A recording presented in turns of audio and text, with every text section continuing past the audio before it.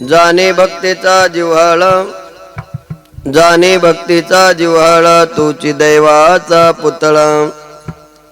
अनेक नये माझे मना, हो का पंडित शहाणा. नामरूपी जडले चित्त, नामरूपी जडले चित्त, त्याचा दास मी अंकित. अनेक नये माझे मना, हो का पंडित शहाणा. तुका म्हणे नववेद, तुका म्हणे नववेद, भक्ती जाणे तुची शुद्ध. अनेक नये माझे मना, हो का पंडित शहाणा. विठ्ठल विठ्ठल विठ्ठल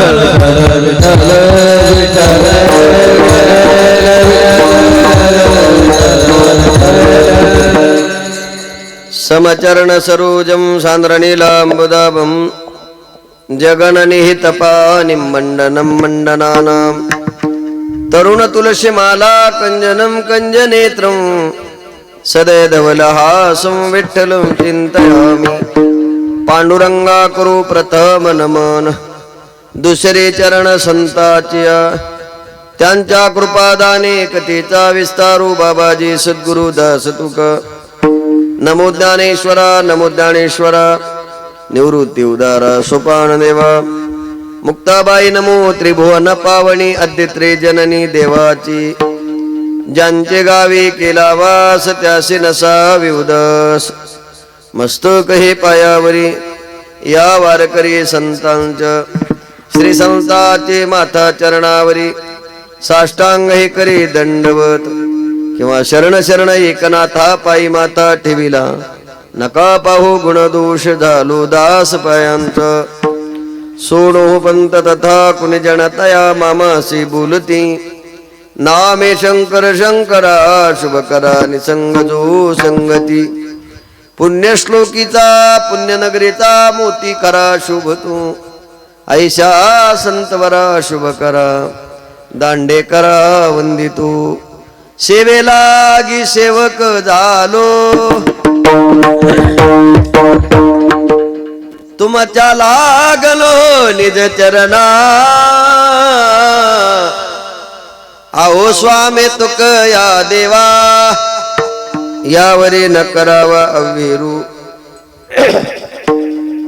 मनोबुद्धी अहंकार चित्तानि नाहो, न च श्रोत्र जिह्वे न च घ्राण नेत्री. न च व्योम भूमिर्न तेजो न वायु, चिदानंद रूप शिवोहम शिवोहम. जाणे भक्तीचा जिव्हाळा, तोच दैवाचा पुतळा. अनेक नाही माझे मना, हो का पंडित शहाणा. प्रस्तुत कीर्तन रूपी सेवेकरता निवडलेला अभंग. महान भगवत भक्त संत सम्राट, विश्ववंद्य महाराष्ट्र भूषण असणारे देहूचे सुप्रसिद्ध साधू, वैराग्याचे मूर्तिमंत पुतळे श्रीमंत श्री जगद्गुरु तुकाराम महाराज यांचा 4 चरणाचा सर्वांच्या परिचयाचा पाठातला संतवर प्रकरणातील अभंग आहे. या अभंगामध्ये जगद्गुरु तुकाराम महाराज दैववानाचं वर्णन करतायत, नाम दैववानाची व्याख्या सांगतायत. अभंग जगद्गुरु तुकाराम महाराजांचा आहे. अभंगाचा जर तृत भाव पाहिला तर आपल्याला लवकर लक्षात येईल. जाणे भक्तीचा जिव्हाळा. महाराज म्हणतात, ज्याच्या मनामध्ये भक्तीविषयी प्रेमाचा ओलाव आहे तो दैवाचा पुतळा आहे. ज्याच्या मनामध्ये भक्तीविषयी प्रेम नाही, देवाविषयी प्रेम नाही, संताविषयी प्रेम नाही, असा केवढा जरी पंडित असला, शहाणा असला, तरी महाराज म्हणतात तो माझ्या मनाला येत नाही. ज्याचा हरीच्या नामरूपाच्या ठिकाणी चित्त जडत आहे त्याचा मी आज्ञाधारक दास आहे. आणि त्या भगवत भक्ताच्या जीवनातील जी भक्ती आहे, भागवतामध्ये भक्तीचे 9 प्रकार आहेत, तुलसी रामायणामध्ये भक्तीचे 9 प्रकार आहेत. इथे शुद्ध भक्ती करणारा भक्त आहे त्याला महाराज दैववान म्हणतात. शुद्धीचे 2 प्रकार केलेत, एक अंतरंग आहे आणि दुसरी बहिरंग आहे. माणस बहिरंगानं शुद्ध दिसतात, अंतरंगानं नाही. आणि अंतरंग ज्याचं शुद्ध आहे तो कोबर आहे, त्याचं वर्णन करतात. विठ्ठल विठ्ठल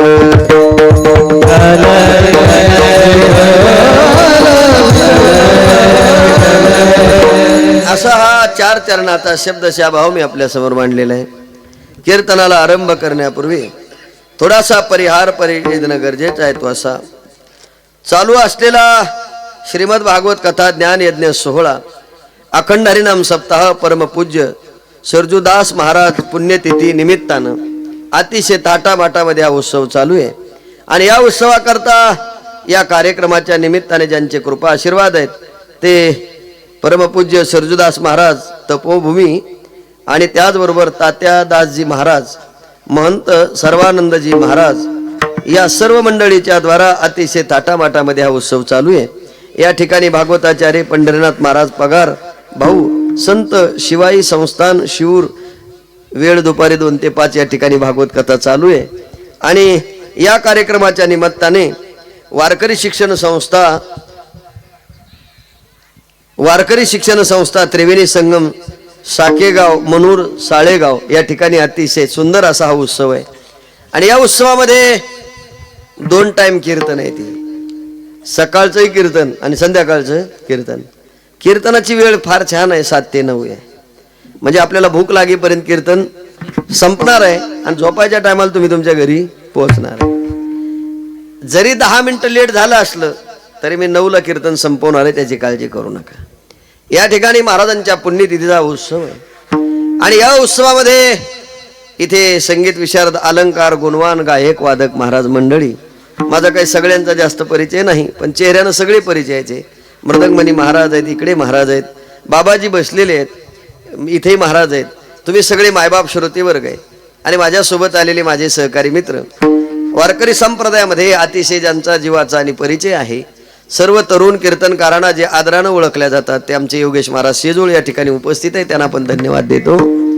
सेवेकरता जो अभंग निवडला तो अभंग जगद्गुरु तुकाराम महाराजांचा आहे। या अभंगामध्ये जगद्गुरु तुकाराम महाराज दैववानाचं वर्णन करतायत, नामदैववानाची व्याख्या सांगतायत। आपण जर या कलियुगाचा विचार केला तर या कलियुगामध्ये प्रत्येक मनुष्य देवाची भक्ती करतो, देवाची साधना करतो, कोण करत नाही असा कोणता जीव नाही।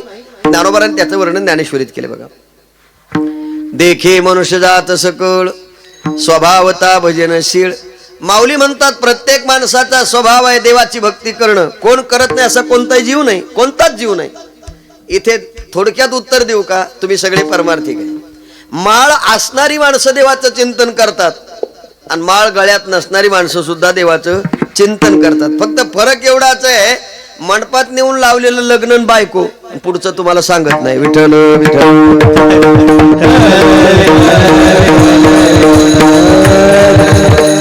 सगळीच माणसं देव होण्याकरता प्रयत्न करतात ना। मला एक सांगा, नास्तिक मनुष्य देवाचं चिंतन करतो, जगात देव नाही या करता, आणि आस्तिक मनुष्य देवाचं चिंतन करतो, जगात देव आहे या करता। पण दोन्हीचा जर विषय पाहिला तर एकच आहे। नास्तिक मनुष्य देवाचं चिंतन करतो, जगात देव नाही, पण चिंतन करण्याकरता ज्याचं नाव स्वीकारावं लागतं तो देव आहे, त्याला तुम्ही नास्तिक कसं म्हणू शकता? कसं म्हणू शकता? तुम्हाला अजून असे बारकावे सांगतो। काही माणसाच्या गळ्यात माळ नाही, पण ती माणसं स्नान केल्यानंतर तुळशीला पाणी घातल्याशिवाय चहाचा घोट सुद्धा घेत नाही। इतकी माणसं तुम्हाला मी दाखवून देतो। पण त्यांना जर म्हटलं माळ घाला, ते म्हणतात नाही, असलं बंधन नाही आपल्याला। आपल्याला एक बंधन लागू आहे, म्हणलं कोणतं? कुठेही असू, कोणत्याही गावात असू, स्नान झालं की तांब्याभर पाणी तुळशीला घालणार, हात जोडणार आणि मग चहा घेणार। म्हणजे अशी माणसं आहेत। आणि काही अशी पण माणसं आहेत, गळ्यात माळ आहे पण झोपेतून उठलं की दात घासणार, दात घासल्याबरोबर डायरेक्ट बिना आंघोळीचा चहा पिणार, नाश्ता करणार आणि मग देवपूजा करणार। नाही कळलं तुम्हाला? आता नेमकं भक्त म्हणायचं तरी कोणाला? विठ्ठल विठ्ठल।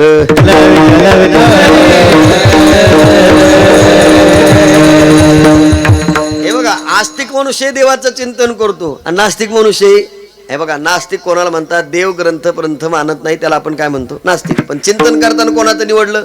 मग आता माळ गळ्यात असणारा मनुष्य एकादशी धरतो आणि ज्याच्या गळ्यात माळ नाही तोही। तुम्हाला याच्या पुढचं सांगतो, माळ गळ्यात असणारी माणसं द्वादशी पर्यंत पारणं पेढेपर्यंत थांबतात। माळ गळ्यात नसणारी माणसं एखादच धरतात पण ती संध्याकाळी सोडतात, त्याला लंगडी म्हणतात। याच्या पुढचं अजून एक गणित सांगतो, काही माळकरी माणसाला दमत निघत नाही, तेही संध्याकाळी सोडतात। तुम्हाला सगळा वर्ग सांगायचं ठरलं म्हणजे कपाळाला गंध लावणारा देवाचा भक्त असतो आणि ज्याच्या कपाळाला गंध नाही तो काय देवाचा भक्त नाही का? गंध लावून पाप करणारे किती दाखवू? चला बोला पुढे आता। विठ्ठल विठ्ठल।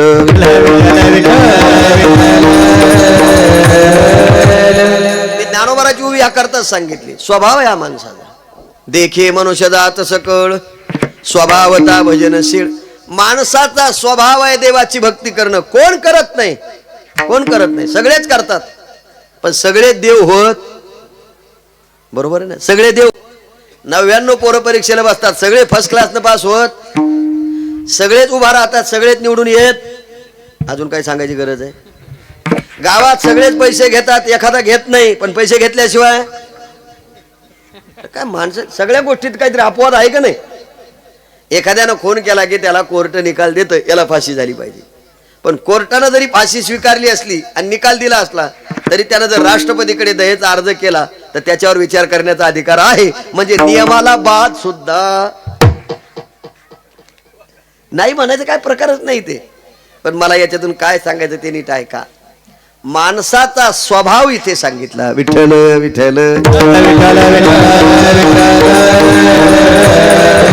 मग देवाची भक्ती करणं स्वभाव आहे, पण प्रश्न निर्माण केला, ज्या देवाची करायची त्या देवाची करत नाही, आणि ज्या देवाची नको त्या देवाची केल्याशिवाय. तुम्हाला किती माणसं दाखवू, कोणते कोणते देव. शिळा तांब्याची बाहुली केली, पाठ मांडून वरी बैसविले, मना येईल ते नाव. मला जास्त बोलायचं नाही, आपल्याकडे 1 तास शिल्लक आहे. आणि बाबा ज्या संस्थेचे विद्यार्थी आहे, जोग महाराज वारकरी शिक्षण संस्थेचे, मी त्या संस्थेचा विद्यार्थी आहे. 40 मिनिटात कीर्तन कसं करायचं हे मला चांगलं माहिती आहे. आणि मी 2001 ला सुटलेलो पहिल्या नंबरनं. विठ्ठल विठ्ठल. आपला विषय फक्त इथे, ज्या देवाची करायची त्या देवाची करत नाही, ज्या देवाची नको त्या देवाची केल्याशिवाय. त्याच्यात 2 प्रकार करा, एक व्यभिचारी भक्त आहे आणि एक पतिव्रता भक्त आहे. विठ्ठल विठ्ठल. आता व्यभिचारी कोणाला म्हणायचं, पतिव्रता कोणाला म्हणायचं, हे काही इथं सांगायची गरज. सोमवार आला की शिवभोळा चक्रवर्ती त्याचे पाय माझे वाचे वदत शिव, आणि सोमवार संपला की निर्गुण प्रगटली भवानी.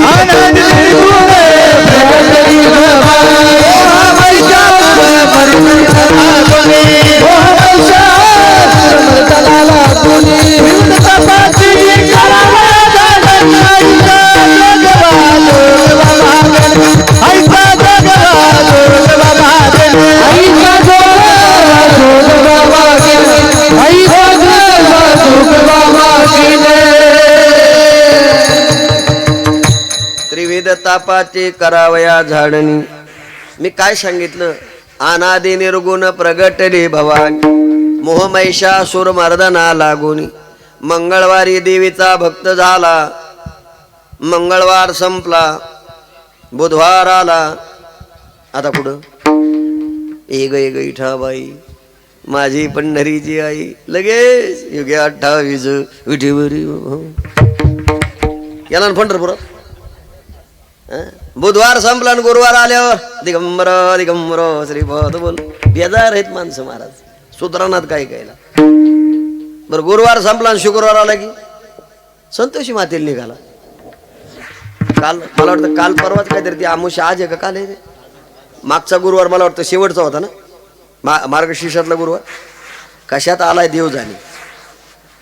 एकादशी धरीत नाही, मार्गशीर्ष धरायला निघालाय. ज्याच्या करता धरायचा ते उपाशी राहिला जेवायसाठी, ही लागली मार्गशीर्ष कराय. हे त्याला सोडून बोलतो विठ्ठल विठ्ठल.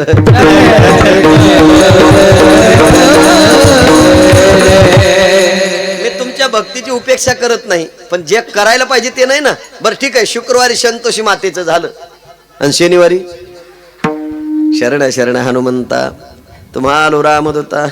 काय भक्ती त्या वाटा मदत. भांबावला भक्त भांबावला. आणि शनिवारी हनुमंतरायाला सांगितलं, हनुमंतराया एवढ्या दिवस झाले दिवा लावतोय पण पोरग होईना, त्याचाच मेळ नाही, तू येडा झालाय. कोणाकडे जाऊ काय बोलायलाच, काय तुला डोकं तरी आहे का? माझा म्हणण्याचा अर्थ असा आहे. बरं ठीक आहे, शनिवारी मारुतीरायाची उपासना घडली, प्रसन्न झाली. आणि रविवारी पुन्हा वारी माझ्या मल्हारीची, आत्मनिवेदन भरी दरोडगा निवतीला हारोहारी माझ्या मल्हारीची वारी. बरोबर आहे. मग आता रविवार संपला पुन्हा सोमवार आला, आता कोणत्या पक्षात जातो? आता कोणता देव निवडतो? आता निवडला ना पुन्हा शंकर. म्हणजे महिन्याला नाही दिवसाला देव बदलणारे भक्त व्यभिचारी आहेत. काय म्हटलो मी? दिवसाला बदलणारे देव असे त्याची भक्ती करणारे भक्त व्यभिचारी आहे आणि पतिव्रता भक्त तेच आहे. एकची धरीला चित्ती आम्ही रुक्माईचा पती. महाराज एकदा लग्न लावलं की पुन्हा लावता येतं, बरोबर आहे का? जेवायचं आपल्याला नंतर, अजून ध्यानात राहिलं पाहिजे ना तुमचे. पतिव्रते जैसा भ्रतार प्रमाण आम्हा नारायण. हे नाही कळलं तर तुमच्यातलं सांगतो. 100 तोळे सोनं गळ्यात आहे, मणी मंगळसूत्राने गावात हिंडू लागली अशी मस्त वाजणार. सगळ्या बायका म्हणल्या बाया किती तोळे? म्हणले 100 तोळे. त्यातली एक आजी होती, थोडीशी हुशार होती, ती म्हणली बाई 100 तोळ्यात मणी मंगळसूत्र दिसत ते हुडच नाही होय बाहेर. म्हणजे काय किंमत आहे त्याला? ऐका, 100 तोळे नाही, 3 ग्रॅमचं मणी मंगळसूत्र आहे आणि गावात फिरू लागली. सगळ्या माय मावल्या म्हणल्या बाकी काही असो पण पती आहे ना. नाही कळलं? म्हणजे एक आहे की बाकीच्याची गरज नाही, बाकी सगळं आहे पण एक नाही. व्यभिचारी भक्तात मोडलं जातं. तुम्हाला कुठं मोडायचं तुमचं तुम्ही ठरवा. मला फक्त उत्तर द्यायचं होतं. देवाची भक्ती करणं. बरं, ज्या देवाची करतात ते देवच मृत्यूग्रस्त आहेत ना.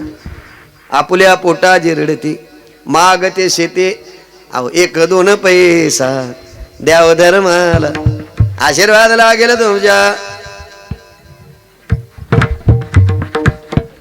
तुमच्या माझ्याकडे मागत आणि ते तुम्हाला काय देणार आहे? एक जण डॉक्टरकडे गेला. मला डॉक्टर साहेब म्हणले काय? पोटभर जेवण केलं की चक्कर येते. काय म्हणलं ते? पोटभर जेवण केलं की चक्कर येते. चक्कर आलं की फिरल्यासारखं होतं, फिरल्यासारखं झालं की पडत नाही, भूक लागते. आजार कोणता? डॉक्टर म्हणले पुन्हा सांगा. ते डॉक्टरलाच कळलं नाही काय बोलायले. ते म्हणला पोटभर जेवण केलं, रस्त्यानं चाललो की चक्कर येते आणि चक्कर आली की फिरल्यासारखं होतं आणि फिरल्यासारखं झालं की पडत नाही.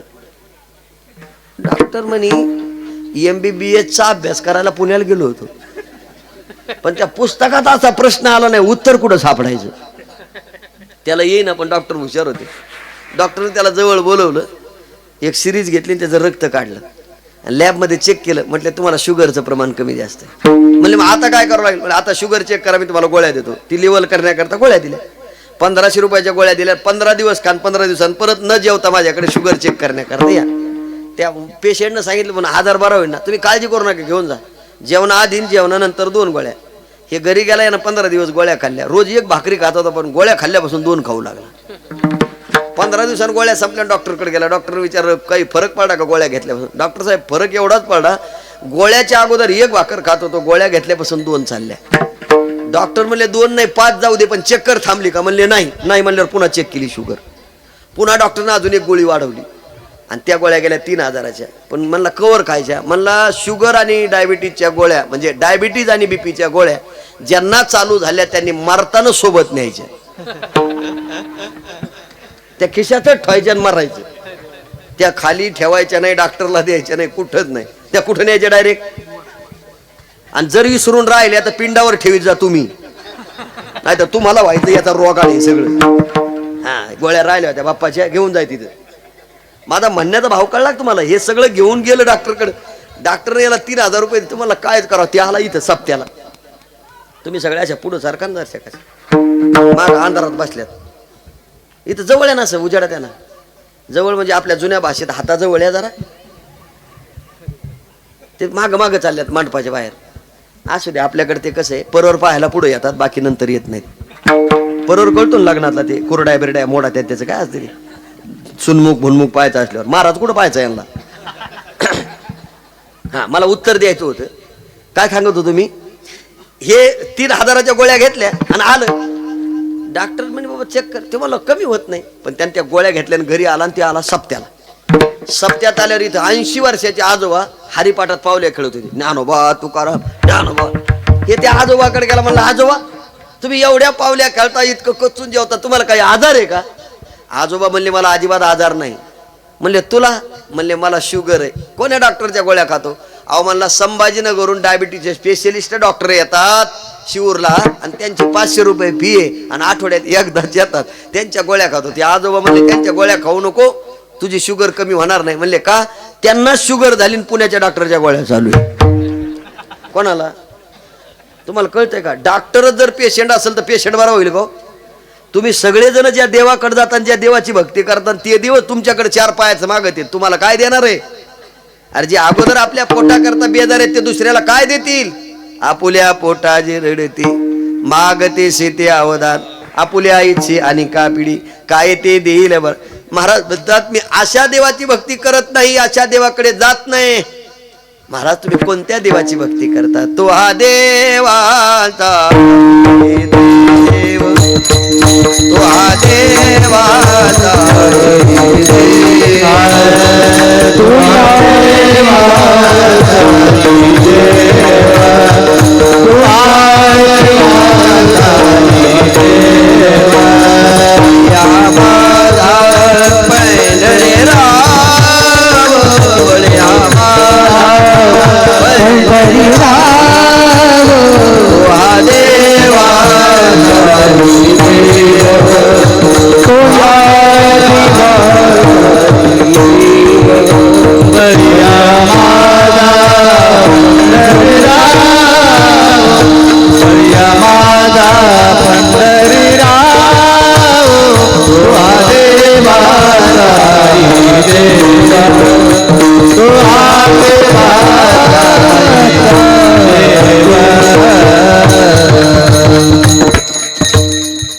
देवांचा ये देव बळिया माझा. पण इथे माझा शब्द वापरतात म्हणजे इतर देवाचा निषेध करतात.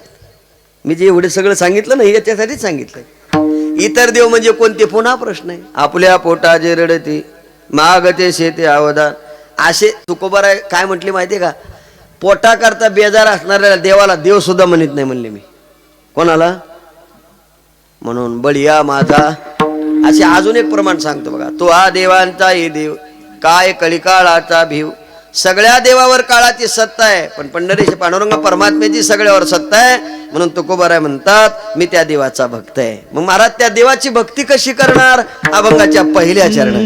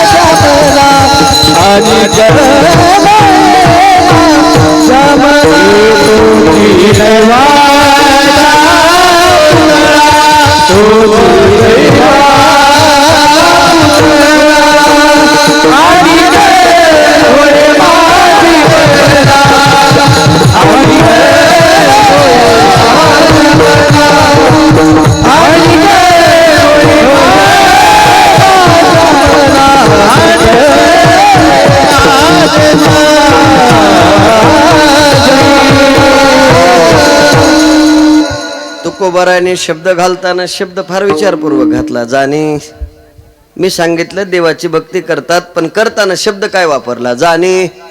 तुकाराम महाराज म्हणतात तुम्हाला ज्या देवाकडे जायचं त्या देवाला पहिलं जाणून घ्या. हा देव आहे का? प्रश्न आहेत महाराज.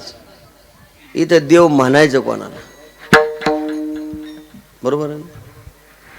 आपल्याकडं मला वाटतं चैत्र किंवा वैशाखामध्ये त्या सुवासिनी असतात बघा. आसरा वगैरे असतात ना विहिरीवरच्या वेगळ्या वड्याच्या वेगळ्या आहेत ना का नाही? मग त्याला जाताना आपण एका वाटीत शेंदूर काढतो का नाही? मग शेंदूर काढलेला घेऊन जातो सगळ्या देवीला लावतो नैवेद्य ठेवतो नारळ फोडतो. तुम्हाला वाटी पुसायची असते त्यावेळेला तुम्ही उरलेला शेंदूर रिकाम्या दगडाला लाविता. रिकाम्या म्हणजे मोकार मोठा लट आहे त्याला ते टाकून.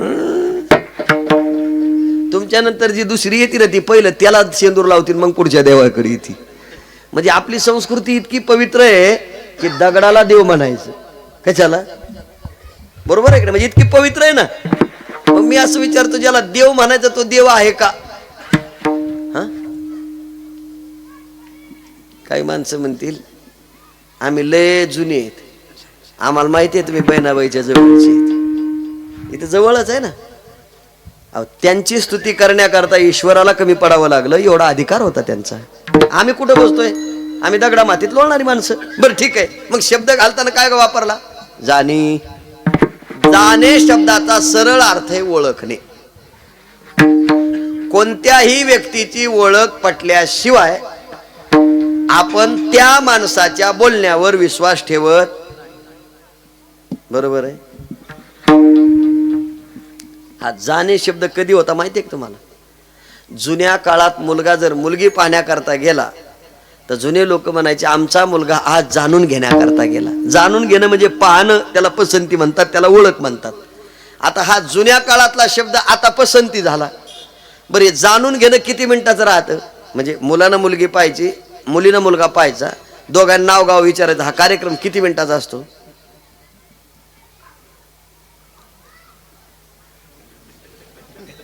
तुम्ही कोणीच बोलत नाही. ब्रह्मचारी आहे का तुम्ही? मग मंडप भरला काचा एवढा?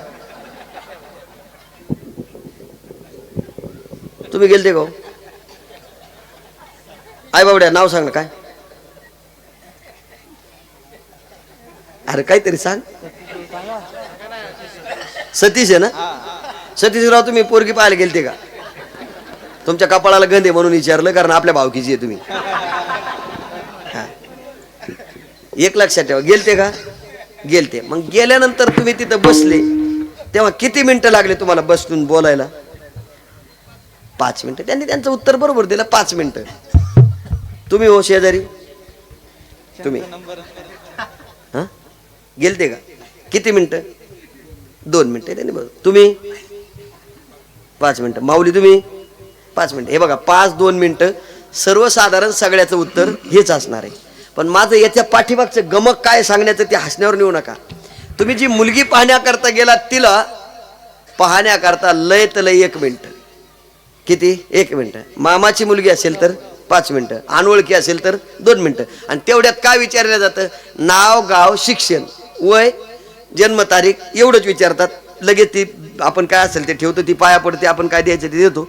याच्यापेक्षा फार काही दुसरं काही होत नाही. पण माझा तुम्हाला सगळ्याला असा प्रश्न आहे, 1 मिनिटात तुम्ही पाहून घरी आलात की बाप विचारतो कशी आहे, तुम्ही सांगता ओके लग्न ठरवा. माझा तुम्हा तिघांनाही प्रश्न आहे, 1 आणि 5 मिनिटात तुम्हाला काय कळलं तीच योग्य आहे तेवढंच सांगा.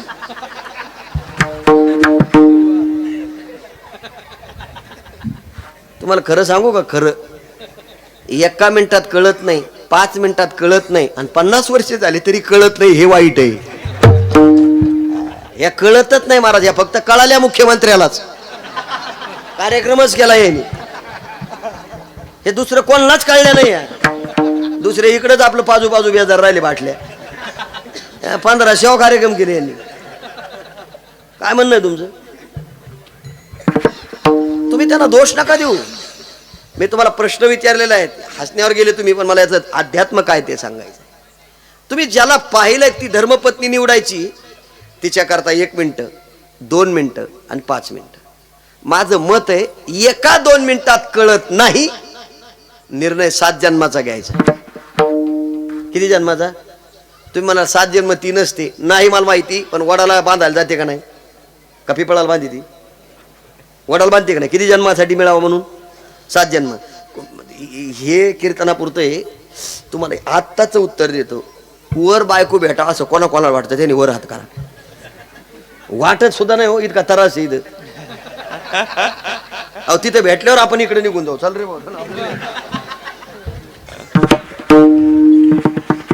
तुमचं सांगता येत नाही, पण मी तोंड वाकडं करून निघून जाईन. मी माझं सांगतो, तुमचं तुम्ही पाहून घ्या. आता तुम्हाला हसू आलं, पण मला उत्तर द्यायचंय. हे 1 मिनिटात पाहिलेलं न कळत नाही. वडिलाला सांगितलं, आणि लग्नाच्या टायमाला हे सगळे आपल्या घरचे बिलेच हुशार असते. तू आपण जर म्हणलं ना योग्य आहे, कसं काय कर, तू ठरव. हो कोणी बोलत नाही हो. माझ्या लग्नाच्या टायमाला मी बापाला विचारलं कशी, सगळं ओके करायचे, तू पाय म्हणे. म्हणलं माझं मी पाहून तुम्ही काय सांग. नाही नाही नाही, तुला पसंत हे कळले, बाकी मंडप बिंडप सगळं आम्ही पाहतो, मग चट वाजवतो आम्ही. पण तिथं कोणी आपल्याला सांगत, पण आपण निर्णय देतो. बरोबर आहे. निर्णय काकाकडे जातो. काका दोघांची पत्रिका पाहतात, गुणाचं कमी अंकन करतात, राशी भविष्य पाहून पत्रिका तयार करतात, लगेच छापून वाटायला सुरुवात. पण माझा प्रश्न इथं होता, एका मिनिटात काय अशी ओळख पटते? एका मिनिटात काहीच ओळख पटत नाही. मग इथे तुम्हाला देवाला ओळखायचंय. गळ्यात माळ घातली आणि कपाळाला गंध लावला आणि पांडुरंगाच्या पाया एकदा पडला म्हणजेच ओळख होती असं नाही. असं नाही. इथं ओळखण्याकरता 7 जन्म, इथं ओळखण्याकरता 1 ते 5 मिनिटं, आणि त्याला ओळखायचंय आयुष्यभर. कळूच शकत नाही, कळतच नाही. नवथा काळा गोरा खोजाना ठेंगणा स्वरूप सुंदरा, आणि बोलता सुद्धा नाही आलं. ठायेचा चे काळा अनादि बहु काळा म्हणून वेदा चाळा लावी लागे. शेष शिनाळा झाल्या द्विसहस्र जीवा देव का हो विटेवरी उभा. अजून नाही ना कोणाला त्याचं वर्णन करता आलं. असा कसा देवाचा देव बाई ठकडा, देव एका पायाने लंगडा, देव एका पायाने लंगडा, असा कसा देवाचा देव बाईट. दुसरी म्हटली सांगू नको मी सांगते, देहुडा चरणी वाज. तिसरी म्हणले जाऊ दे, रांगता रांगता सुद्धा मी त्याला पाय. हे बोलणं सोपं आहे पण कळत नाही. मग ज्याला तुम्ही पाहिलं त्याच्याबद्दल व्यावहारिक जीवनात बोलता येत नाही, तो तर परमात्मा तुम्हाला ओळखायचा आहे. गंध लावून गळ्यात माळ घातली म्हणजे ओळख होती असं नाही. अहोरात्र त्याचं चिंतन करावं लागतं, त्याच्याशिवाय त्याची ओळख होत. पांडुरंग ध्यानी पांडुरंग. अरे तुकोबाराय प्रपंचात होते ना, प्रपंचातच होते ना. दिसायला तुमच्या आमच्या सारखे होते, तुमच्या आमच्यात राहत होते, तुमच्या आमच्या सारखं बोलत होते. घर प्रपंच त्यांना घर प्रपंच, आपल्याला बायको त्यांना बायको, आपल्याला शेती त्यांना शेती, आपल्याला ते पीक राखतात आपण पीक राखतो, ते विठ्ठल विठ्ठल म्हणतात आपण विठ्ठल विठ्ठल. फरक एवढाच आहे, त्यांना नेण्याकरता देवाचं विमान आलं, आपण मेल्यावर खांदेकरी येत नाही. का ओळख होत नाही? बोला पटकन. आहे का? अहो ते पीक राखण्याकरता जात होते तेव्हा त्यांनी पक्षाकरता पळसाच्या पानाचं धोरण तयार केलं आणि त्यामध्ये पाणी भरून ठेवलं. आम्ही कपाळाला गंध लावतो, 1-2 तास देवपूजा करतो, गाथ्याचं पारायण करून आम्ही पीक राखण्याकरता जातो, पण जाताना गोपन दगड सोबतच नेतो. तुला कशी ओळख होईल रे? शब्द घालताना विचारपूर्वक घातला. जाणे बर महाराज आम्ही त्या देवाला ओळखलंय, काय करायचं? भक्तीचा जिव्हाळा. आता ओळखल्यावर भक्ती आहे. पण बघा तुम्ही, आता काही माणसं देवाला जाणून घेतात पण देवाची भक्ती करत नाही. आता ती भक्ती कशी, त्याच्यातही कारण सांगितले. काय काय सांगितलं? तू प्रेमाचा पुतळा, भक्तीचा जिव्हाळा, मैत्रीचा चितकळा, धनुर्धारा. ज्ञानोबाराने ज्ञानेश्वरीत वर्णन केले अर्जुनाच्या बाबतीत. भगवान अर्जुनाच्या बाबतीत म्हणतात, अर्जुना तू प्रेमाचा पुतळा आहेस, भक्तीचा जिव्हाळा आहेस आणि मैत्रीचा चितकळा आहेस. 3 गुण सगळे अर्जुनाकडे होते. भगवंतानं सर्वस्व त्याला दिलं. माझं अजून उत्तर इथे थांबतंय. तुम्ही भक्ती करता, पण ती भक्ती कशी? गोपी गीतातलं वर्णन सांगतो. आटती अद्भवान नन्विकानन त्रुटिल युगा येते त्वाम पश्यताम कृटिल कुंडलं श्रेमुखं जते जडो दीक्षताम चुष्म पाशताम जयति ते धिकं जन्मना व्रजा श्रेयत इंदिरा शश्वत दयते दृश्यता दीक्षतावकाश स्तोय धृता स्वामी. तुम्ही भागवत ऐकताय ना? मग मी असं विचारतो, त्या गोपीनं भगवंताची केलेली भक्ती, एका गवळणी त्याचं वर्णन केलं बघा. गवळण म्हणती गवळणीला कोठे गे सावळा, कारथ शृंगारीला सांगे मजला, अक्रूरा उभा शिबाई गे साजनी, या नंदाच्या अंगणी मिळाल्या गवळणी. देवा करता वेड्या झाल्या, देवा करता पिशा झाल्या, डोळ्यासमोर चित्र आणा. अक्रूराचा रथ आलेला आहे, रथ सजलेला आहे. अक्रूर जे घोड्याच्या दरामध्ये खाली उतरल्याबरोबर गावामध्ये प्रवेश केल्याबरोबर शिवर काही गवळणी पाण्याला चालल्या. चर्चा केली, कशा करता आला म्हणले, कृष्ण परमात्म्याला नेण्याकरता म्हणल्याबरोबर त्याला बोलायला सुरुवात केली. तुझं नाव काय? अक्रूर म्हणल्याबरोबर त्याला शिव्या द्यायला सुरुवात. सोपं वाटलं? अक्रूरा चांडाळा रे तुझ कोणी धाडिले, का घात करू आला वधेसे सकळा, आक्रोरा तुझे नाम ऐशीच करणी, या आनंदाच्या अंगणी मिळाल्या गवळणी. देवा करता वेड्या झाल्या, देवा करता पिशा झाल्या, भगवंताला नेण्याकरता आक्रूर दारातून प्रवेश केला. चित्रगंधा नावाची गवळण ती कृष्ण परमात्म्याच्या सिंहासनापाशी पोहोचली आणि कृष्णाला निरोप देते. घोडे तरबेज आहे, रथ सजलेला आहे, नेण्याकरता आलेला आहे, नाव आक्रूर आहे, तुम्ही जाणार का? जाणार का म्हटल्यावर भगवंतानं उत्तर दिलं, मला नेण्याकरता आला म्हटल्यावर मी जाणार आहे. जाणार शब्द ऐकल्यावर त्याला शिव्या दिल्या. आक्रूरा, चांडाळा, तुझं कोणी धाडिले, का घातक. नामदेवाने वर्णन केलं बघा.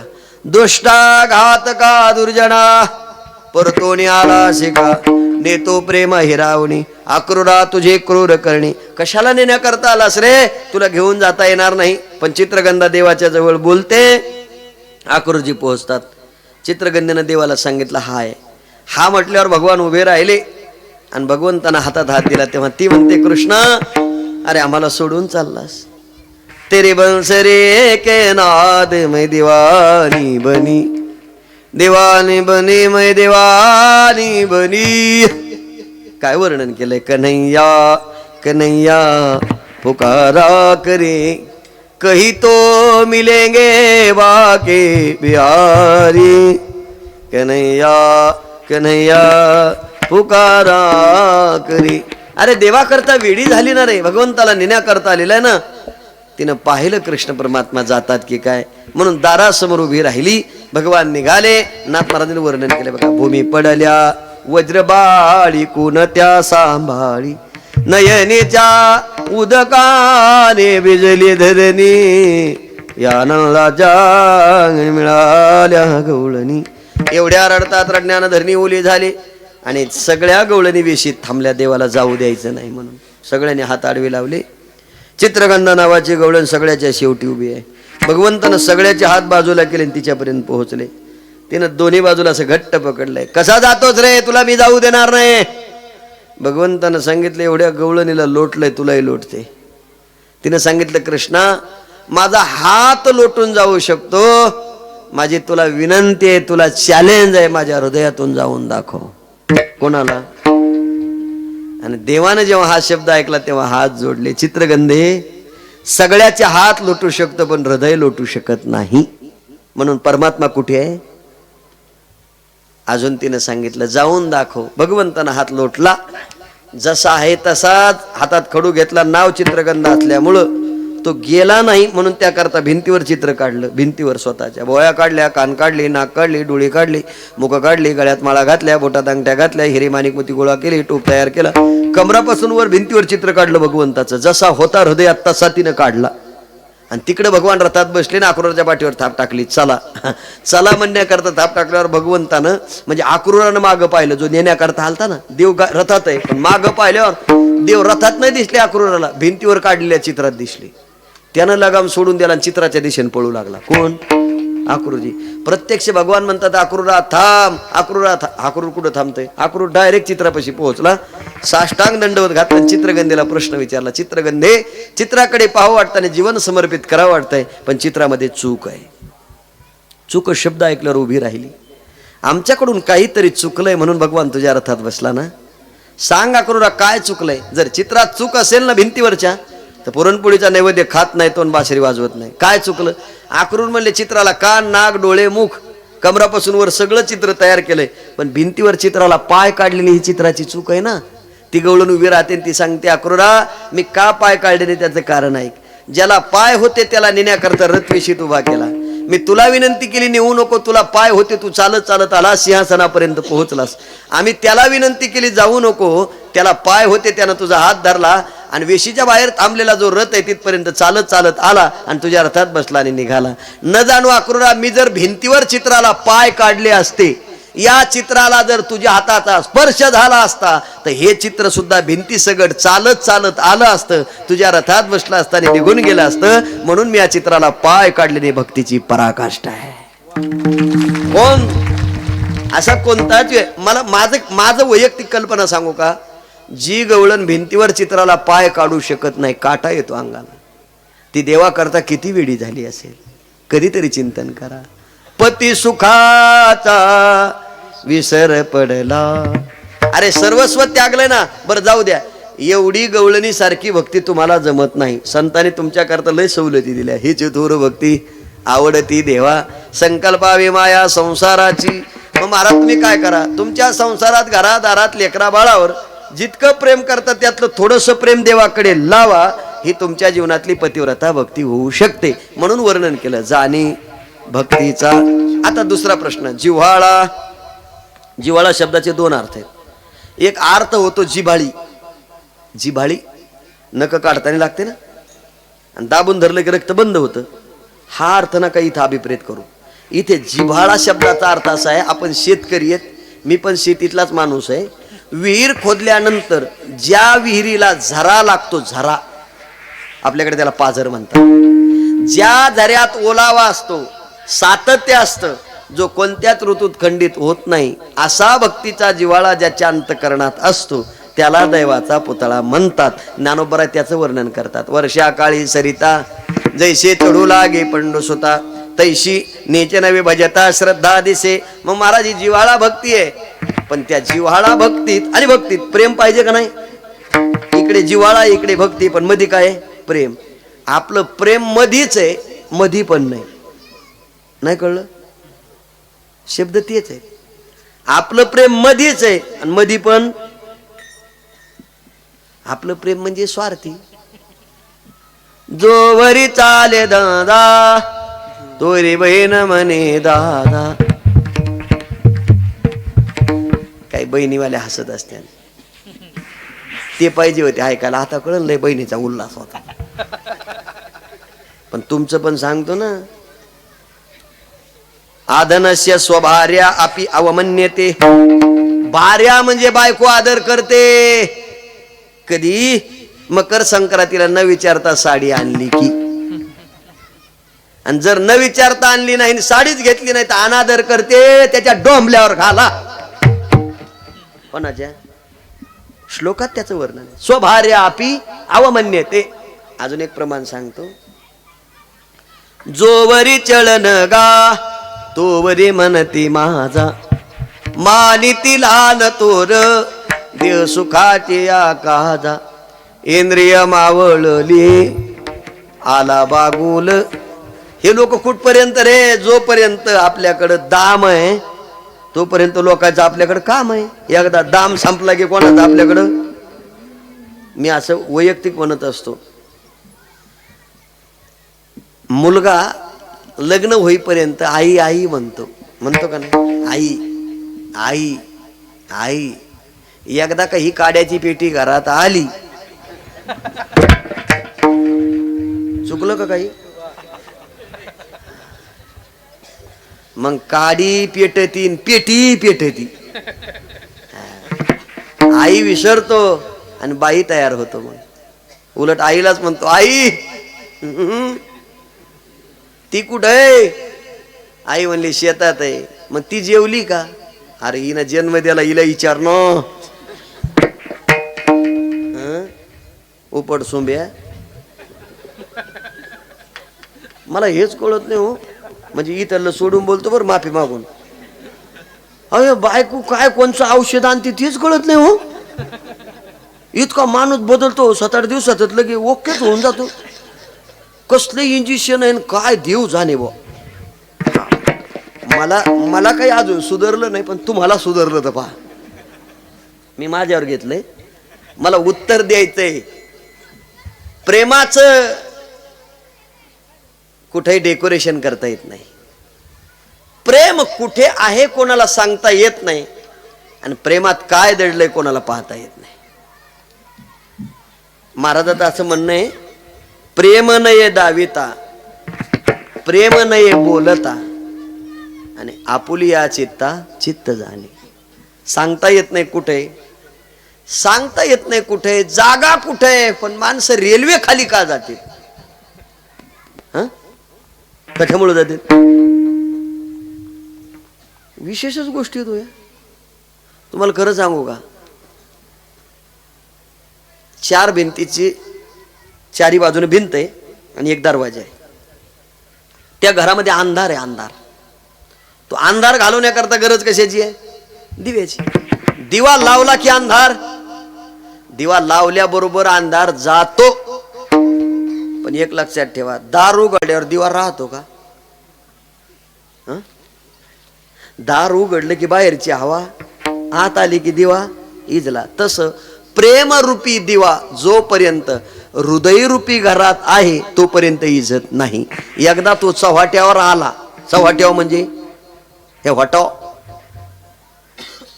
तुम्हाला कळलंच नाही. अहो इथे बोलत नाही तोपर्यंत ओके, पण एकदा इथं आणून ठेवला ना, माझं तुझ्यावर प्रेम,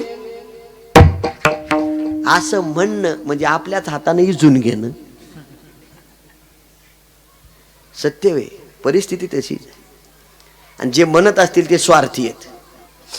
आठवलं म्हणून सांगतो, माझं लग्न होऊन आता 13-14 वर्ष झालेत. मला एक दिवशी बाबा माझ्याच बायकोने विचारलं, तुमचं प्रेम कोणावर आहे? असं विचारू नये पण विचारलं. तुम्हाला सगळ्याला माफी मागून सांगतो, बायकोनं नवऱ्याला कधीच विचारायचं नसतं. मी म्हटलं कोणावरच नाही. ती म्हणली भया, आणि माझ्यावर म्हणलं तुझ्यावर बी नाही. मग तुमचं कोणावर आहे? आपलं कसं आहे माहितीये का,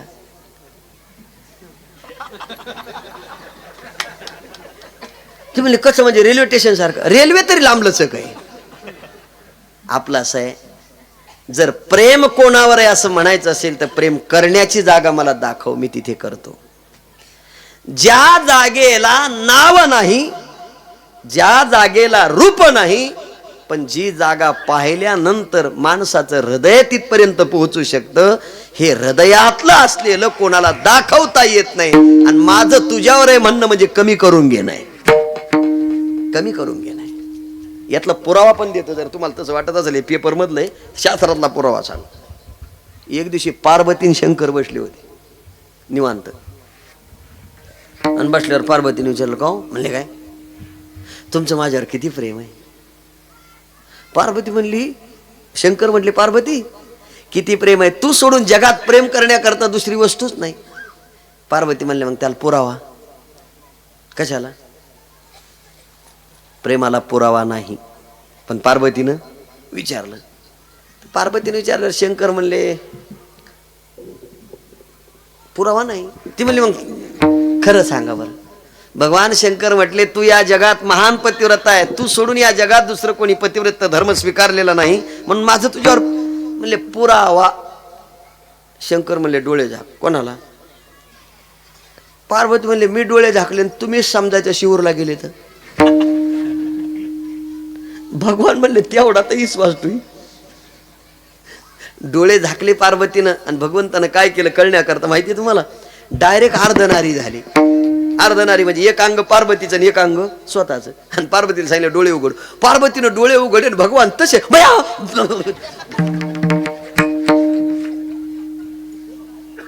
भगवान म्हणले मग बस ना. म्हणले बस.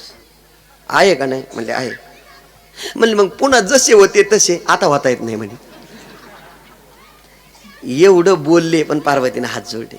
भगवंतानं डोळे झाकाले, पुन्हा स्वस्वरूपाला आले. स्वस्वरूपाला आले न वरून येण्यावाला बाबा आलाच खाली. कोण? इथं खरी गतपट आहे.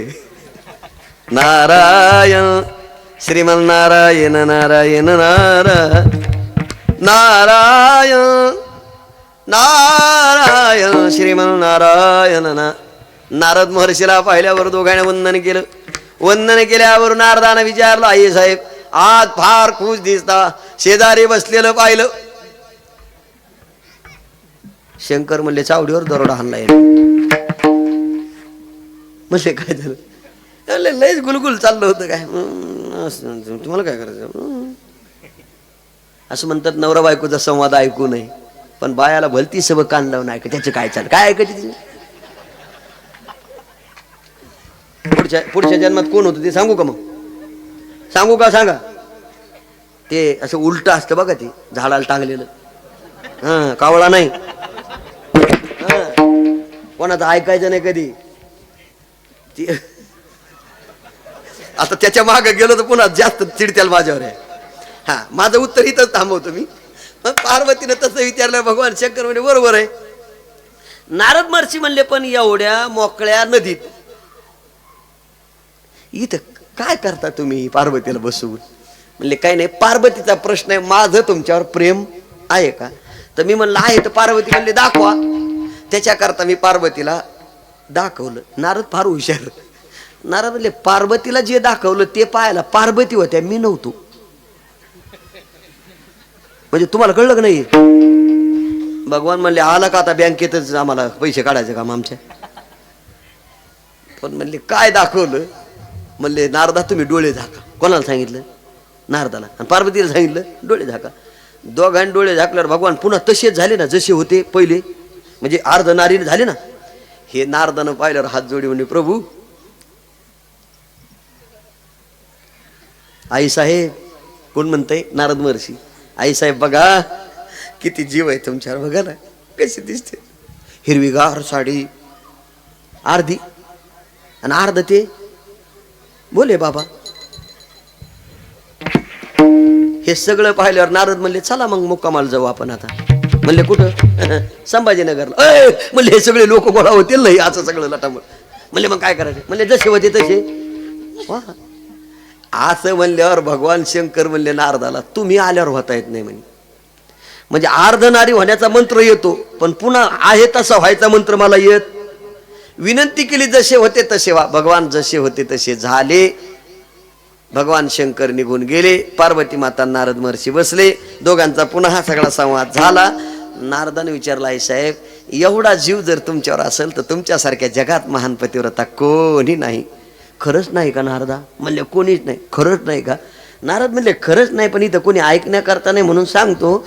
तुम्हाला जरी वाटत असलं की देवाना अर्धांगिनी झाले पतिव्रता आहे, पण तुमच्यापेक्षा एक महान पतिव्रता आहे. म्हणले कोण? म्हणले आत्री ऋषीची धर्मपत्नी अनुसया. त्याला काळे कर्म लावून गेले निघून. पार्वतीच्या डोक्यात तेवढंच बसलं. कोणचं? एवढं त्यानं करून माझ्यापेक्षा ती म्हणजे कोण? ते सगळं सांगत बसत नाही. दत्त जयंती चरित्र वाचा ते. पार्वतीने डोकं खाल्लं शंकरात. माझ्यापेक्षा ती कशी? माझ्यापेक्षा ती कशी? भगवान शंकर म्हणले तुला जर सांगितलं नारदानं तर त्यालाच विचार आता याचे उपाय. नारदाला प्रसन्न करण्याकरता पुन्हा बसल्या ध्यानाला. नारद महर्षी आले. म्हणले काय झालं? म्हणले काय नाही, तुम्ही सांगून गेलात मी त्यांना विचारलं. ते म्हणले तुम्हालाच विचारा तिचं पातिव्रत्य नष्ट करायचं काय करायचं? म्हणले काही नाही, फक्त तुमच्या नवऱ्याला घ्यायचं तुम्ही आणि तिथं जायचं. कुठं? तिच्या आश्रमात. असं म्हणल्यावर नारद म्हणले पण तुमचे मालक तुमचं ऐकून येतील का त्या आश्रमात? पार्वती म्हणल्या माझं नाही ऐकायचं मग कोणाचे ऐकायचे? माझं ऐकून तर अर्धनारी झाली. मला असं वाटतं तेव्हापासून हे ऐकायची परंपरा सुरू दिसते. तुमचं काय म्हणणं आहे? तेव्हापासूनच आपल्या वाटेला आलं नाही. मग आता ऐकावं लागलं नारदाला. तेवढ्या रात्री शंकराला अत्री ऋषीच्या आश्रमात जावं लागलं. तिथे गेल्यावर ती बाळं पाहिली, ते नग्न अवस्था हे सगळं. आणि मग पतिव्रतेच्याही लक्षात आलं की आपल्यापेक्षा ही पतिव्रता. आणि मग नारदाची भेट झाली. सगळं सांगितलं. मी हे का सांगितलं हे लक्षात आलंय का? कशामुळं? माझं तुमच्यावर प्रेम आहे का?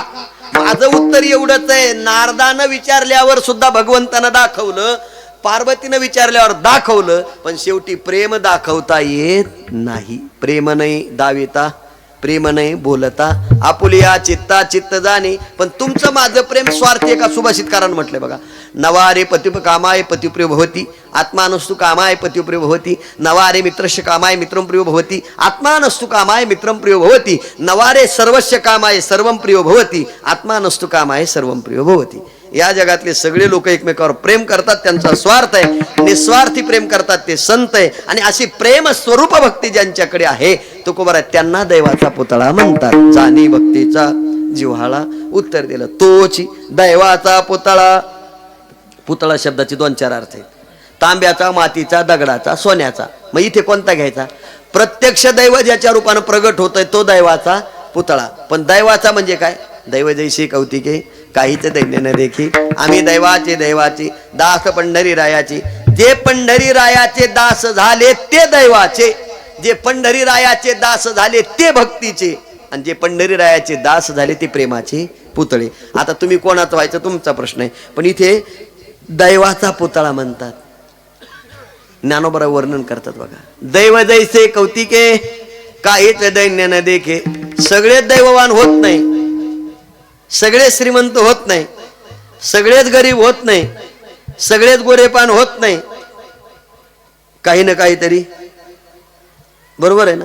जर दैववान हा शब्द सगळ्यांच्या बाबतीत जर सारखा असता ना, तो अस्तित्वात सुद्धा आला नसता. म्हणजे काही पैसे देणारे आहेत, काही घेणारे आहेत, काही याजानं वाटणारे आहेत आणि काही याजानं, बरोबर नाही. कोणी देणार आहे तर कोणी घेणार आहे. पण सगळ्यांचं दैव सारखं नाही, पण प्रत्यक्ष दैव ज्याच्या रूपानं प्रगट होतंय तो दैवाचा पुतळा पंढरीश पांडुरंग परमात्मा. जाणी भक्तीचा जिव्हाळा. मग उत्तर दिलं तोची दैवाचा पुतळा. मग महाराज जे देवाची भक्ती करतात त्यांना तुम्ही दैवाचा पुतळा म्हणताय. मग इथे तर जपी आहे, तपी आहे, साधू आहे, संत आहे, महंत आहे, ज्ञानी आहे, याचक आहे, वाचक आहे, त्यांना तुम्ही दैवाचा पुतळा म्हणणार नाही का? तुकोबाराय म्हटले मनालाही येत नाही अभंगाच्या दुसऱ्या.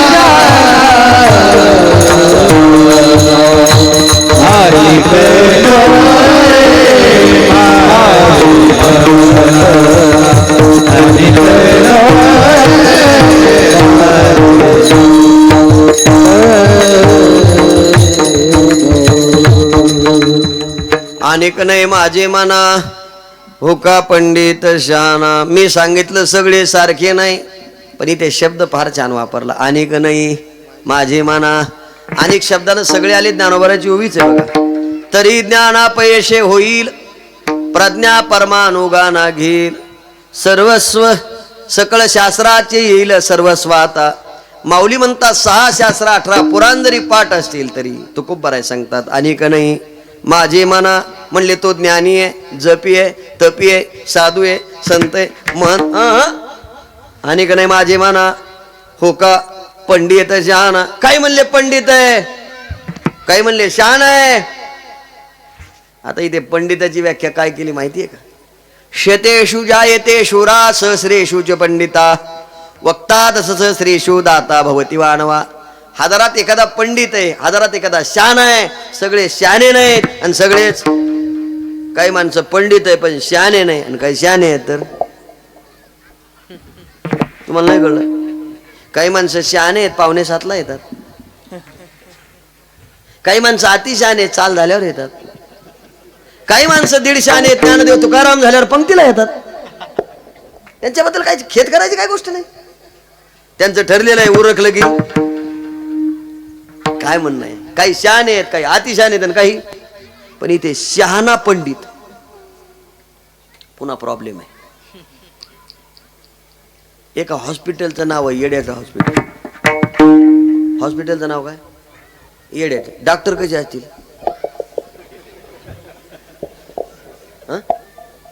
येडेच. उत्तर बरोबर तुमचं, येडेच. पण एवढं ध्यानात आणा, डॉक्टर येडे असल्यावर पेशंट बरे होतील का? पण हॉस्पिटल कोणाचं आहे? आमच्या गावातलं एक आता इलेक्शन मध्ये येडं झालं होतं.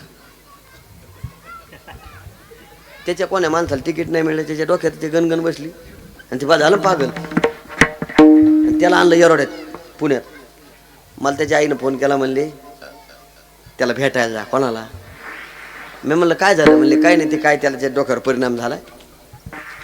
8 दिवसांनी गेलो मी. गेटवर मला विचारलं कोण आहे? म्हणलं गावातला पोरगा आहे. कधी आलाय? म्हणलं पहिल्यांदाच आलाय. तसं जाऊ नका म्हणे, त्याला काही खायला नाही. मी आपला 2.5-3 रुपयाचा ते पार्लेचा पुडा घेतला 5 रुपयाचा. ते म्हणलं नाही असा बॉक्स घ्या म्हणला एवढा. 25 रुपयाचा घेतला एवढा. आणि गेटमधून आत गेलो, त्यांनी मला पाहिलं पळतच आला, गोविंद महाराज गोविंद महाराज. मी म्हणलं सुधारलं कोणी? जसं आला तसं माझ्या पाया पडला. मला म्हणजे मिळलं तिकीट मला. तुम्हाला नाही कळलंय हे येडं कशाने झालं होतं? तिथे गेल्यावर मला असं बसलो शेजारी लिंबाच्या झाडाखाली, गल्लाच घेतला, पाणी आणलं होतं मला प्यायला. पाणी दिलं मला प्यायला. मी पाणी पिलो. पाणी प्यायल्यावर मी माझ्या पिशवीत हात घातला आणि ते बिस्किटचा पुडा काढून त्याच्या हातात दिला. हातात दिल्यावर त्यानं इकडे तिकडे पाहिलं ना, असा फोडला. फोडल्याबरोबर 5-5, 10-10 बिस्किट असा एकखोटीच कोंबू लागला, सावू लागला. अरे मी म्हणलं जरा सावकाश काय, 1-1, 2-2 काय? तो माग कोणी लागलंय का? तुला कोणी मागतंय? तुम्हाला नाही, तुम्हाला कळत नाही, बाकीचे लय येडे आहेत. तुम्हाला नाही कळलं? हे 10-10 बिस्किट एक कधी खातो, बाकीच्या येडं म्हणतो. म्हणजे हे कोण आहे? हॉस्पिटल कोणाचं आहे? आता तुम्ही तिथलं सोडा आणि सिद्धांतापाशी या. संसारूपी हॉस्पिटल वेड्याचं का शहाण्याचं? येड्याचं. अहो इथं किती जरी शहाणा आला तरी हॉस्पिटलच्या डॉक्टरनी म्हणतात आमचे ते अजून येड्याचे. एक लक्षात ठेवा, हे संसारूपी हॉस्पिटल आहे. इथे किती जरी शहाण आलं, किती जरी मोठं आलं तरी तुम्ही तिकडं गावच्या मंदिराच्या पुढं तुमच्या गप्पा, इथं नाही. कुठं? आमच्या पैसे नाही. तुम्ही महाराज तिकडं.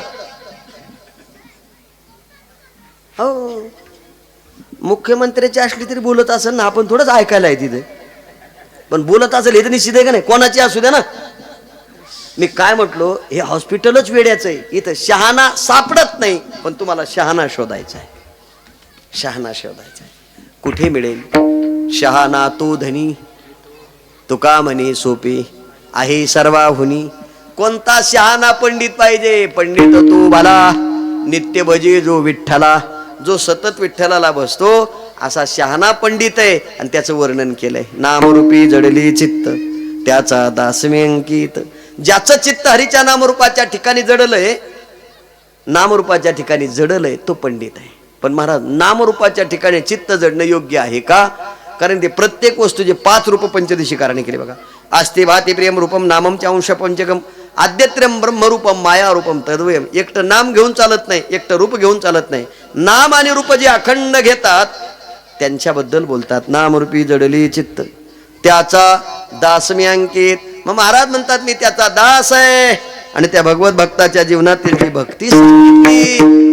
तुका म्हणे नवविध, तुका म्हणे नवविध,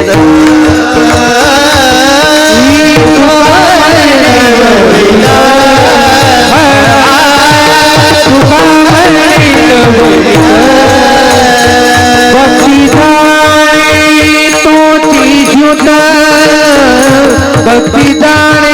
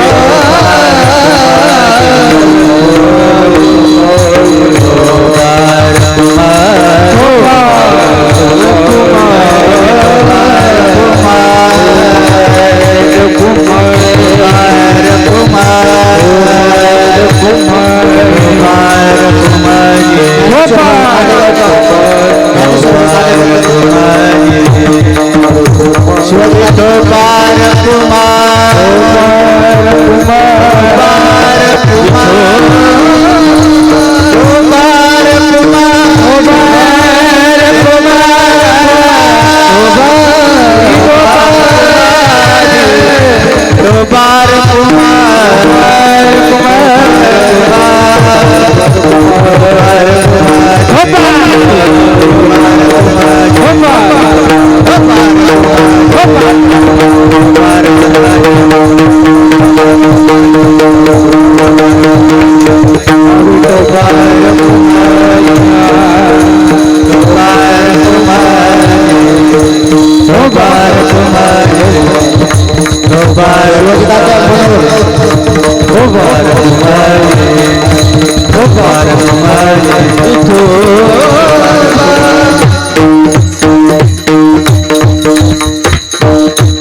जाणे भक्तीचा जिव्हाळा तोच दैवाचा पुतळा अनेक नाही माझे म्हणा हो का पंडित शहाणा. टोपीचं अवघड झालं का?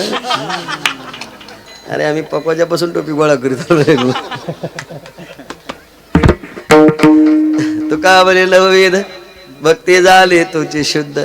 इथे नविदा भक्तीचं वर्णन केलंय. भागवतामध्ये भक्तीचे 9 प्रकार आहेत. श्रवणम कीर्तनम सुस्मरणम पादसेवनम अर्चनम वंदनम दास्यम सख्यम आत्मनिवेदनम. तुलसीरामायणामध्ये 9 प्रकार सांगितले. प्रथम भगती संतन संगा दुजेरती मम कथा प्रसंगा. पण भक्ती शुद्ध असावी. शुद्धीचे 2 प्रकार आहेत. एक अंतरंग आहे, दुसरी बहिरंग आहे. माणसं बहिरंगानं शुद्ध दिसतात, अंतरंगानं नाही. ज्ञानोबराची ओवी सांगतो. नाही निर्मळ जीवन काय करील साबण महाराजांचं म्हणणं आहे. ज्ञानोबरा काय म्हणतात ऐका. एरवी तरी पंडुसुता अंतर शुद्ध नसता बाहेरे कर्मे तत्वता तो विटंबुगा. बाहेरे कर्मे क्षाळला अंतरी ज्ञाने उजाळला. या दोही परी आला पाखाळा एका. आत बाहेर जे शुद्ध आहेत ते फक्त आमचे संत आहे. जे जे शुद्धी उदारे प्रसिद्धी अनवरतानंदे वर्षती. अशी शुद्ध सात्विक भक्ती ज्यांच्याकडे आहे त्याला महाराज दैवाचा पुतळा म्हणतात. आणि दैवाचा पुतळा ज्यांना म्हणतात त्यांचंच वर्णन करतात. जाणे भक्तीचा जिव्हाळा तोच दैवाचा पुतळा. असे दैवाचे पुतळे जे आहेत ज्यांची पुण्यतिथी आहे ते खरंच दैवाचे पुतळे आहेत. दैव घेऊन जन्माला आले, दैव प्राप्त करून दिलं, उभ्या पावली निघून गेले. कष्ट करत करत लोकाला साक्षात्कार देत आपल्या आयुष्याची यात्रा संपत असताना थोर मोठ्याना आशीर्वाद तर दिलाच पण गोरगरिबांचं कल्याण केलं. हे सामर्थ्य शक्ती ज्यांच्या अंगी आहे ते साधू संत महात्मे तोची दैवाचा पुतळा. आणि अशा संतांच्या चरणी माझी सेवा मी समर्पित करणार आहे. सेवेला पूर्णविराम देणार आहे. माझं जर काही चुकलं असेल तर क्षमा मागतो. बरोबर असेल घेण्याचा प्रयत्न करा. मला स्वामीजींनी इथे बोलवलं, कीर्तनाची सेवा मला दिली. माझी काल्याची कीर्तनाची सेवा स्वामीजींनी ऐकली होती याला कसाब खेड्याला. आणि तिथे ऐकल्यानंतर म्हटले तुमचं कीर्तन पाहिजे. पण माझी काही पुढं तारीख बसे ना. मग पहिलाच दिवस माझ्याकडे त्यांनी दिला. पण 2 टाइम कीर्तन आहे. सकाळचं झालंय आणि आता संध्याकाळचं आहे. इथे आल्यानंतर आनंद वाटला. वारकरी शिक्षण संस्था आणि विद्यार्थी आहेत. महाराज स्वामीजी संस्थेचे विद्यार्थी आहेत. हेही स्वामीजी संस्थेचे विद्यार्थी आहेत. त्याचा आनंद आहे. आणि शेवटी प्रत्येकाला एक साध्य करायचं असतं. त्या साध्यापर्यंत प्रत्येकजण जात असतो. म्हणून या ठिकाणी सगळी मंडळी उपस्थित आहे. सर्वांना धन्यवाद देतो. मृदंगमणी गायक वादक माझ्यासोबत आलेले माझे सहकारी मित्र योगेश महाराज सेजूळ संभाजीनगर वारकरी संप्रदायातील सर्व वारकरी मंडळीचं नितांत प्रेमाचं प्रतीक म्हणून महाराज आहेत. आणि नाशिकहून आलेले आमचे महाराज पण या ठिकाणी उपस्थित आहेत. त्यांनाही धन्यवाद देतो. बरं घे हार घालून सर. हो ना, यांनी हार घातले तरच मिळायचं आपल्याला बी. हां घे फोटो याचा बी. चल फोटोसह देऊन टाक पैसे आता. हां अहो हे लय सांभाळावं लागते बाबा. हे म्हणजे नाही का जे यजमान असतात वगैरे वगैरे आपल्याकडं नाही का. वऱ्हाड किती जरी आलं काही बँड वाजला तर नवरदेव तर कोणी विचारतं त्याला. तसं हे यजमान आले म्हणजे बाबा ओके आळंदीला. आणि स्वामीजींचं काम तसं परफेक्ट आहे. म्हणून सगळे यजमान या ठिकाणी आले, त्यांनी सेवा दिली. आणि हे बघा माणसं कुठं दान करतील यात नवल नाही, पण धर्म कार्यामध्ये जर दान केलं तर ते वायाला जात नाही. आणि अशा ठिकाणी ती मंडळी तयार होतात. एवढं मोठं काम चालू आहे, बांधकाम चालू आहे, संस्थेचं काम चालू आहे आणि परिसरात एवढं मोठं काम होतंय. हा सगळ्यात मोठा आनंदाचा क्षण आहे. म्हणून सेवा त्यांच्या चरणी समर्पित. सेवेला पूर्णविराम. दानेश्वर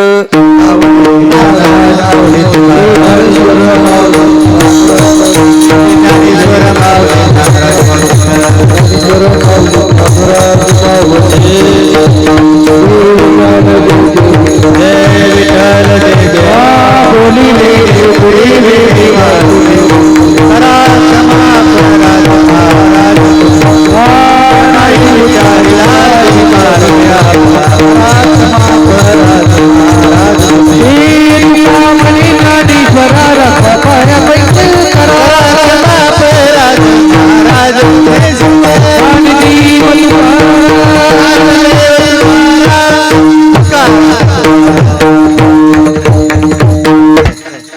परमपूज्य सर्जुदास महाराज की जय।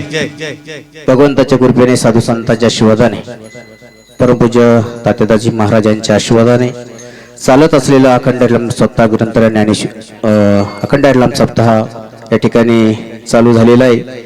आणि आज सकाळीच ध्वजारोहण सदानंद बाबा, भागवतदास बाबा, तात्यादास बाबा यांच्या हस्ती ध्वजाचं पूजन सकाळी पार पडलं।